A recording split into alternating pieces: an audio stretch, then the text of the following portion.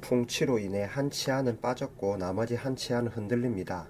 발치 즉시 식립을 하기로 계획하였습니다. 관련 동영상은 저렇게 유튜브에 검색하셔도 보실 수 있고요. 내용에도 링크를 걸어 놓았습니다.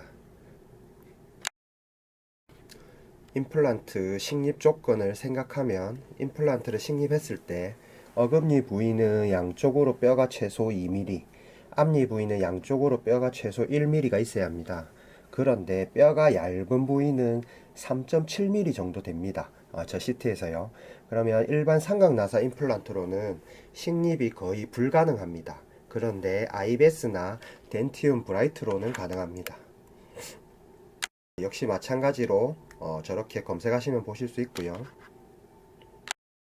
앞니 임플란트는 뼈의 폭이 워낙 좁아서 보통 어금니 임플란트보다 훨씬 어렵습니다.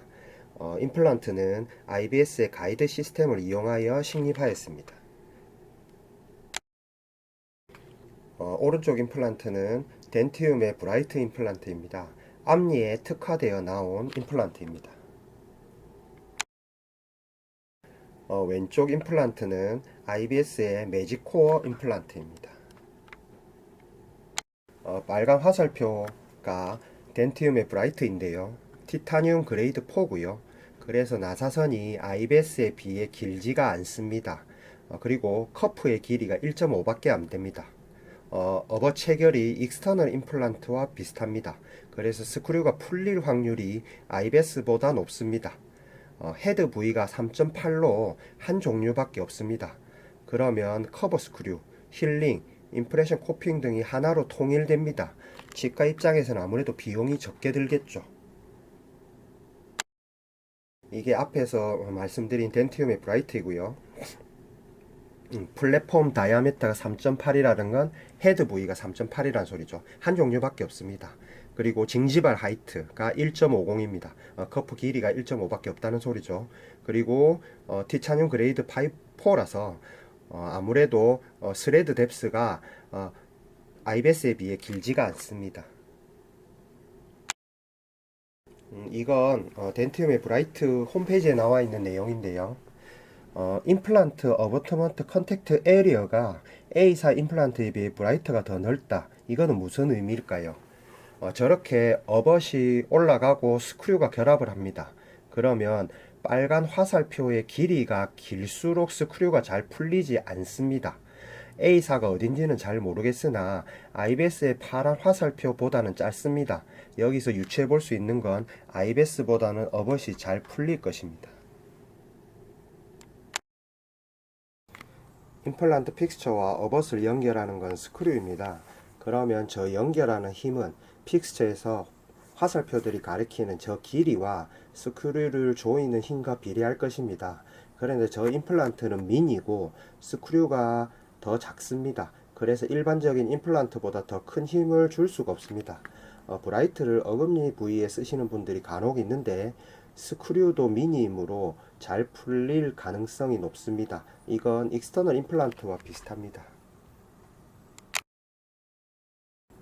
싱크다운은 임플란트 종류 중 인터널 아스트라 타입 본레벨 임플란트에서만 나타나는 현상입니다. 임플란트 픽스처와 어벗이 수직으로 만나는 부분이 없기 때문에 나타납니다. 브라이트는 임플란트 픽스처와 어벗이 수직으로 만납니다. 당연히 싱크다운이 적을 수밖에 없습니다. 파란 화살표는 IBS의 매직 코어 임플란트입니다. 티타늄 그레이드 5고요. 그래서 나사선이 브라이트에 비해 깁니다. 강도가 세기 때문이죠.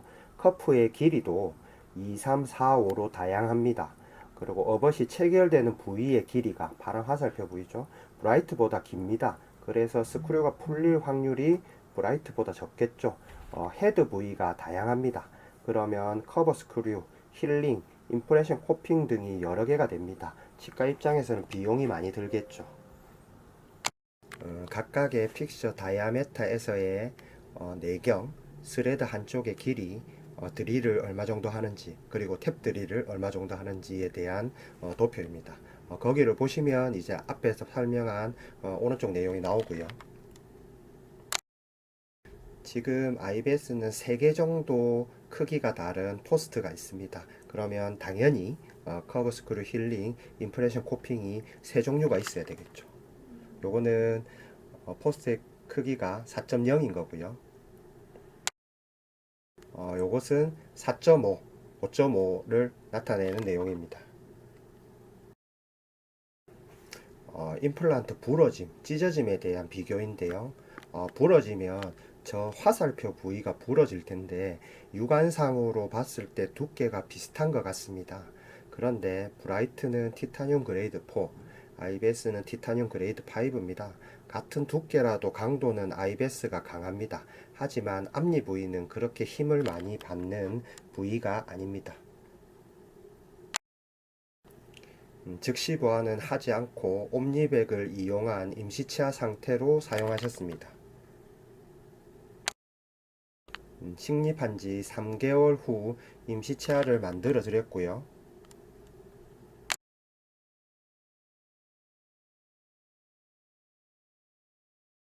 모든 임플란트는 장단점이 있습니다. IBS의 경우 기존의 임플란트로는 해결이 안 되는 부분을 해결해 주어서 많이 썼으나 요즘은 케이스별로 보고 사용합니다. 제가 앞에서 다른 임플란트 같으면 거의 제거를 해야 되지만 IBS는 저런 상태여도 다시 성공하는 경우가 있다고 했는데 그런 케이스를 한번 볼까요? 아래 앞니 두 개를 발치하고 IBS 임플란트를 이용한 발치 즉시 식립을 하였습니다. 당일에 즉시 부화까지 진행을 하였고요. 왼쪽이 발치 즉시 식립 즉시 부화 당일이고요. 2주 후 뼈가 조금씩 녹기 시작합니다. 빨간 화살표를 보시면 꺼멓게 되는 것이 관찰이 됩니다. 오른쪽 그 위에 왼쪽이 당일이고요. 중간이 2주 후, 오른쪽이 한 달 후입니다. 2주와 한 달 사이를 보시면 임플란트 둘러싸는 뼈가 꺼멓게 되어 있죠. 뼈가 녹는다는 소리입니다. 근데 아래 왼쪽을 보시면 3달 후 사진인데요. 녹았던 뼈가 거의 다 찼습니다. 근데 저렇게 되려면 임플란트가 그 기간 동안 흔들리지 않아야 됩니다. 9달 후 녹았던 뼈가 완전히 찬 것이 보이고요. 그 전에 보철은 완성했습니다. 위가 발치 즉시 식립 당일 즉시 부화죠. 그리고 밑에가 최종 보철 사진입니다. 위에 같은 케이스는 IBS가 아니면 되지 않습니다. 어떤 이유로 그럴까요? 뼈이식의 성공 조건은 저렇게 5가지가 되어야 하는데요. 뼈이식의 성공 요건 중에 3은 약간 전제 조건 같은 것입니다. 안 아픈 틀니의 전제 조건이 안 움직이는 틀니이듯이 뼈이식의 성공 조건의 전제는 이식한 뼈들이 움직이지 않아야 합니다. 만약 IBS 임플란트만 움직이지 않는다면, 스테빌리티가 크다면 뼈 이식을 하면 저 날 스레드 때문에 이식한 뼈가 움직이지 않습니다. 타 임플란트는 저런 날이 없기 때문에 이식한 뼈가 움직일 가능성이 있습니다. 보통 IBS로 발치 즉시 식립을 하면 저렇게 됩니다. 사진처럼요. 그러면 2, 3, 4가 다 만족이 됩니다.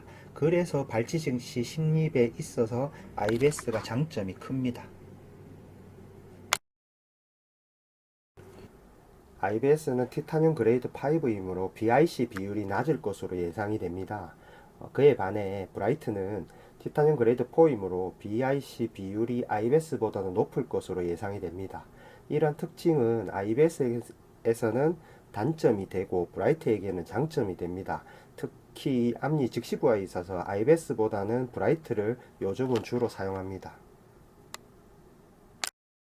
그리고 또 하나 의심하는 것이 IBS는 티타늄 그레이드 5입니다. 그레이드 4가 보통의 임플란트이고요. 5 이게 IBS입니다. 그레이드 5는 인장 강도나 항복 강도는 더 센데 생체 친화적이지가 않다는 게 많은 논문에 나와 있습니다. 보통의 임플란트 티타늄 그레이드 4는 50%의 골 유착률을 보입니다. 이건 BIC, 본투 임플란트 컨택트와 비슷한 개념입니다. 보통 우리가 임플란트를 제일 짧은 거 쓸 때 8mm 정도 식립합니다. 그러면 실제 임플란트에 뼈가 붙는 건 4mm 정도라는 얘기입니다. 근데 그레이드 5는 BIC 비율이 그레이드 4보다 떨어진다는 것이 많은 논문에 나와 있습니다. 이걸 생체 친화성이 떨어진다고 표현합니다. 그러면 앞에서 언급했던 1번 IBS는 그 형태적 특징 때문에 스테빌리티 뒷부분이 없다는 거는요, 이론상 저렇다고는 하지만 실제로 해보면 스테빌리티 딥이 있는 것 같고, 회사에서는 스테빌리티 딥이 있다 없다 데이터를 제시를 하지 못하고 있습니다. 그레이드 5라서 더 이상 IBS를 사용한 즉시부화는 저희는 잘 하지 않습니다. 지금 IBS에서는 많은 실험을 하고 있습니다. 데이터들이 만들어지고 즉시부화에 대한 더 많은 데이터가 쌓이면 다시 사용 여부를 결정할 계획입니다. 지금은 그레이드 4로 만든 덴티움의 브라이트를 즉시부화에 많이 사용하고 있습니다.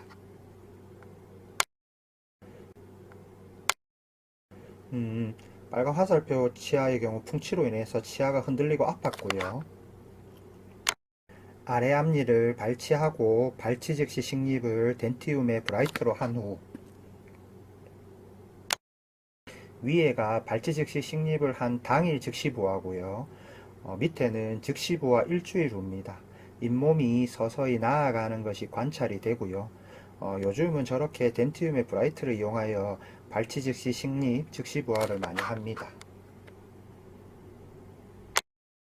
IBS는 날이 브라이트보다는 깁니다. 그러면 극단적으로 좁은 골폭에서는 브라이트보다는 IBS가 사용하는 데 있어서 장점이 됩니다. 가끔 브라이트를 어금니에 사용한 케이스들을 보는데, 브라이트는 전치부용으로 나온 임플란트입니다. 위에 플랫폼이 3.8로 단일화되어 있으므로 어금니 부위에 쓰기에는 절대적으로 불리합니다. 왜 티슈 레벨 임플란트가 나왔는지를 알면 브라이트를 어금니 부위에 잘 쓰지는 않을 것입니다. IBS는 위에 헤드가 다양한 크기가 있습니다. 그래서 어금니 부위에 사용이 가능합니다. 이 환자분의 경우 앞니는 덴티움의 브라이트를 사용하였고요. 작은 어금니는 IBS의 매직코어, 큰 어금니는 덴티움의 심플라인을 사용하였습니다. 뼈의 상태, 잇몸의 상태 등에 따라, 그러니까 그 환경에 따라서요, 그 부위에 장점이 가장 많은 임플란트를 식립하고 있습니다.